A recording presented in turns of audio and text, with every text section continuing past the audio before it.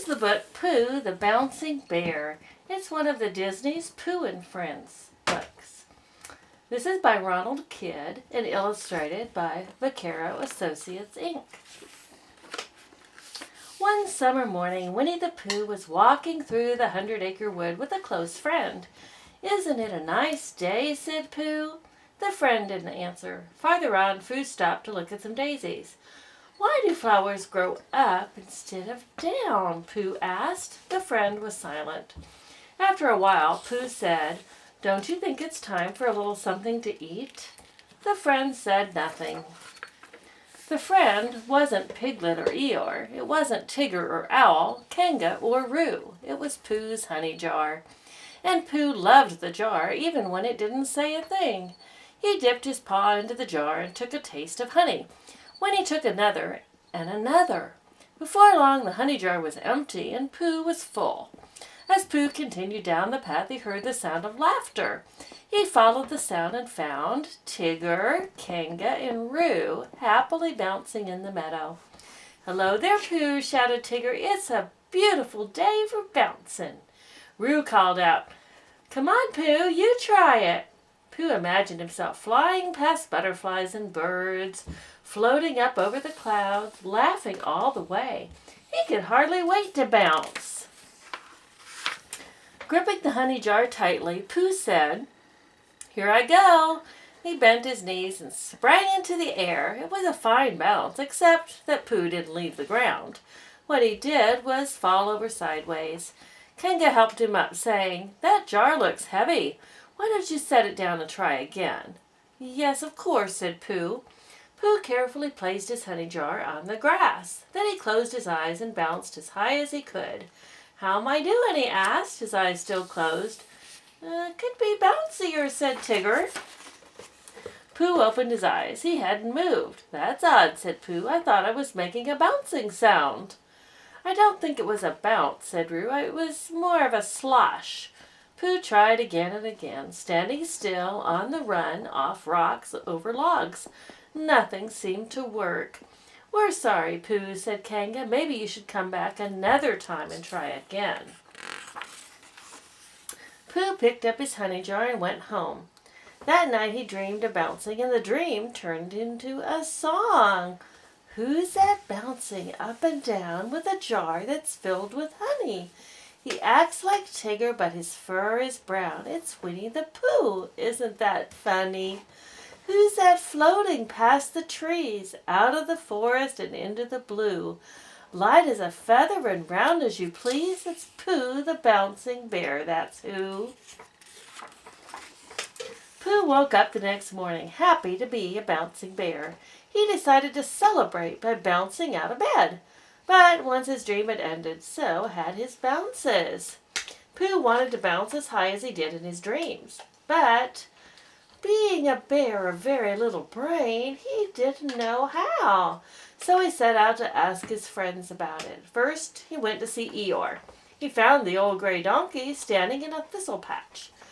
"Good morning, Pooh," said Eeyore. "If it is a good morning, which I doubt." "Eeyore," Pooh said, "I can't bounce." Eeyore shook his head sadly. "One more thing to worry about," he said. "I thought perhaps I could learn," said Pooh. "Of course you could," Eeyore said, "and while we're at it, I'll grow a second tail." Pooh was pleased that Eeyore would have two tails. "Do you think I could swing from them?" asked Pooh. "No," Eeyore said. "You can't swing from them because it won't happen. I'm sorry to tell you this, Pooh, but donkeys don't have two tails and bears don't bounce." Discouraged, Pooh left the thistle patch. If bears didn't bounce, how could he ever be Pooh the Bouncing Bear? Next, Pooh went to see Owl, who was known as the wisest animal in the forest. "Owl," said Pooh, "I was wondering." "You've come to the right place," Owl declared. "Wondering is a fine thing to do on a day such as this."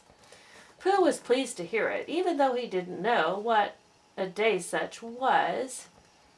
Pooh began again. Eeyore was just telling me that bears don't bounce and donkeys don't have two tails. Tails, said Owl. Are you referring to my distant cousin, Tommy Tailspin? Well, not exactly, said Pooh. Did I ever tell you how he got his name? No, Pooh replied, but Owl continued. It seems that Tommy wanted to be the fastest bird in the forest. Everyone told him that owls aren't built for speed, but Tommy wouldn't listen. Can you imagine that? He wouldn't listen. Pooh said, yes, I can imagine that. One day, Owl went on, Tommy flew to the top of a tall tree. Then he dove toward the ground as fast as he could go. Halfway down, he started to spin. Luckily, there were some bushes under the tree. He never tried it again, but they still call him Tommy Tailspin. What do you think of that, Pooh? Pooh? Pooh was hurrying out the door. Hearing Owl talk about Tommy Tailspin gave Pooh an idea. The idea was a little like his dream because in both of them, Pooh was bouncing. Pooh went to see his friend Piglet and said, Piglet, I need your help with an important idea. Oh boy, said Piglet. We'll need a balloon, Pooh said, because it's a balloonish sort of idea. Piglet found a balloon for Pooh, and together they walked through the forest until they found a tall oak tree. This tree should be just right, Pooh said. For what? Asked Piglet. For bouncing. Eeyore says that bears don't bounce, but perhaps they would if they started from a very high place, such as this tree. What's the balloon for? Piglet said. You'll see. With that, Pooh began to climb. Halfway up the tree, Pooh heard a buzzing sound. He knew that where there is buzzing, there are bees, and where there are bees, there is honey. Pooh, called Piglet from below. Why did you stop climbing? I thought I'd stop for a little snack, Pooh replied. After all, bouncing is hard work. When Pooh finished his snack, he began climbing again. In one way it was easier, because his snack had given him energy. But in another way it was harder, because his paws tended to stick to the tree. Finally, Pooh reached a high limb at the very top. He pulled out the balloon and blew it up until it was as big and round as Pooh himself. Piglet called, Pooh, what are you doing? Bouncing, Pooh called back. Here I go. Holding onto the balloon, Pooh stepped off the limb and floated down. He floated down, down, down, past the bees and over Piglet's head. When Pooh touched the ground, he bent his knees and tried to spring back up again. But his feet stayed firmly planted on the ground. Piglet came running up breathless. How was it, Pooh? How was your bounce? Well, Pooh replied, it wasn't a fast bounce. On the other hand, it wasn't a slow bounce either. To tell the truth, Piglet, I don't believe it was a bounce at all. As Pooh shook his head sadly, he heard someone whistling. Christopher Robin came strolling down the path. Christopher Robin, said Pooh, have you ever tried bouncing? I've tried it, said Christopher Robin, but I'm not very good at it. Some of us can't bounce at all, Pooh sighed. Pooh, said Christopher Robin gently, bears aren't supposed to bounce. What are they supposed to do? Asked Pooh. They're supposed to eat honey and be kind to their friends. Isn't that lucky? Pooh said. Those are just the things I like to do. Christopher Robin hugged Pooh and said, silly old bear. Christopher Robin took Pooh's hand, and together with Piglet they walked to the meadow where they found Tigger, Kanga, and Roo laughing and bouncing. Pooh smiled and decided he could still be Pooh the bouncing bear. He was bouncing inside, where bouncing really counts.